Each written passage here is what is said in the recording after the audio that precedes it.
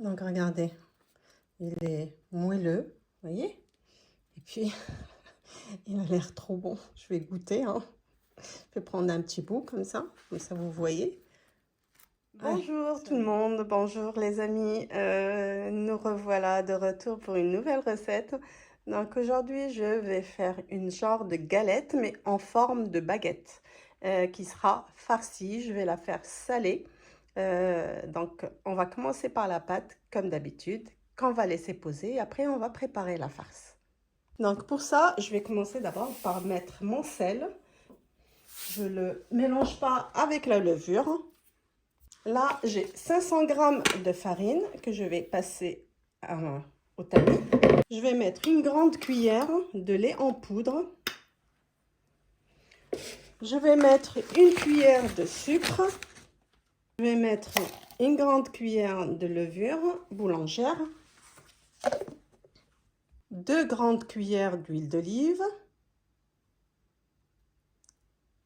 Un œuf entier et j'ai rajouté un blanc d'œuf parce que pour laisser le jaune pour la dorure. Je vais mettre de l'origan. Comme c'est salé, donc je la veux avec des aromates. Et de l'ail en poudre. Pareil, une grande ou petite cuillère, c'est à vous de voir. Je vais mettre un peu plus, moi je mettrai une grande cuillère. On va ramasser tout ça. Alors on met pas, pour le moment on met pas d'eau. On va regarder d'abord combien d'eau il faudra. Là, j'ai de l'eau à côté de moi.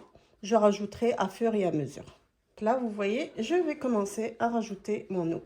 Mais il faut faire très attention pour pas mettre beaucoup d'eau. Donc, les amis, j'ai pas eu besoin de beaucoup d'eau. Au niveau des aromates, vous pouvez mettre ce que vous voulez. Du basilic, du thym, ce que vous voulez, du curcuma, ce que vous voulez. Vous êtes libre dans vos choix. Donc là, je vais la travailler avec la paume de la main. Donc là, je l'ai fini. Je vais la laisser poser. J'ai chauffé un peu mon four et je la rentre. Je verrai 1 heure, 30 minutes en fonction. Les amis, là, je vais commencer à faire ma farce. Donc, pour ma farce, là, j'ai des choux, vous voyez, que j'ai coupés petits. Poivrons rouges et poivrons jaunes. De la courgette. Champignons, persil. Les carottes, alors j'avais 3 sortes de carottes, je les ai râpées. Poireaux et du blanc de poulet. Donc on les mélange tous comme ça, on les met comme ça. Et je vais mettre dessus de l'ail. Je vais mettre des morceaux de beurre parce que j'aime bien avec un peu d'huile. Je vais mettre sur feu vif. Donc vous pouvez mettre ce que vous voulez, viande hachée, dinde, un morceau de faux filet, ce que vous avez. Le seul épice que je mettrai pour le moment, eh ben, c'est le sel. Je vais tout mélanger. Alors, la seule règle pour moi, c'est allez-y sur les légumes. Vous voyez, même sans, je vous promets que sans les épices déjà, ça sent très très bon. Ça sent une odeur mais incroyable. Donc vous voyez, ça commence à diminuer. Donc on va attendre qu'il y ait plus de liquide. Et après on va mettre nos épices. Mais il y a encore une autre étape encore à faire qui est essentielle. Les amis, donc là, vous voyez, regardez, il n'y a presque plus de liquide. Là, on va mettre les épices, mais on va baisser le feu pour que les épices ne brûlent pas. Voilà, comme ça. D'une grande cuillère de curcuma. D'une grande cuillère de gingembre. C'est tout. Donc là, les amis, je vais rajouter une grande cuillère de farine. Donc j'ai enlevé le feu pour que vous m'entendiez bien. Et dessus, je vais rajouter du lait et du fromage. Pourquoi? Parce que je veux que la sauce, en fait, qu'il n'y ait pas de liquide et que ça soit onctueux. Comme ça, quand je la mets sur ma pâte, eh ben, la pâte, elle ne va pas se déchirer. Voilà, je vais mettre une grande cuillère de farine. Je vais tout mélanger. Et là, je vais rajouter mon lait. Alors, le lait, on va mettre 2/3 d'un verre de lait dessus. On va mettre là au milieu. Voilà. Et on va laisser cuire. Et dessus, je vais rajouter 4 carrés de vache qui rit. Ça va la rendre onctueuse. Alors, il y a possibilité de mettre de la crème aussi. si vous n'avez pas de lait. On va tout mélanger. Alors, vous voyez, regardez, le résultat que je veux, c'est ça. Il n'y a pas de liquide. Elle est bien onctueuse, elle est... voilà. Et dès qu'elle va refroidir, en fait, elle va se ramasser encore plus. Donc voilà, ma farce, elle est prête. Donc je vais la laisser refroidir avant de l'utiliser dans la pâte. Sinon, elle va déchirer la pâte. Cette farce, elle peut vous servir aussi pour faire des cigares, pour faire des pastillas et dans pas mal de choses. Des chaussons. Vous faites quand vous voulez. Donc les amis, voilà, j'ai sorti ma pâte. On l'a bien levée. Je vais vider l'air. Je vais la partager en deux, mais je vais prendre, pas la partager complètement, je vais prendre un grand bout et un petit bout. Vous allez dire pourquoi? Parce qu'avant, je voulais faire deux baguettes, mais là, je vais faire une baguette et le reste, je vais les faire en petits. Comme ça, vous aurez plus de possibilités de faire plusieurs tailles. N'hésitez pas d'utiliser de la farine.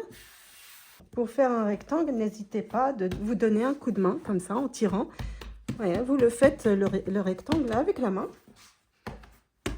Et après, vous pouvez prendre votre rouleau et continuer. Alors, pour pas trop la manipuler, moi, je vais prendre ma plaque avec mon papier cuisson et je vais la mettre de suite dessus.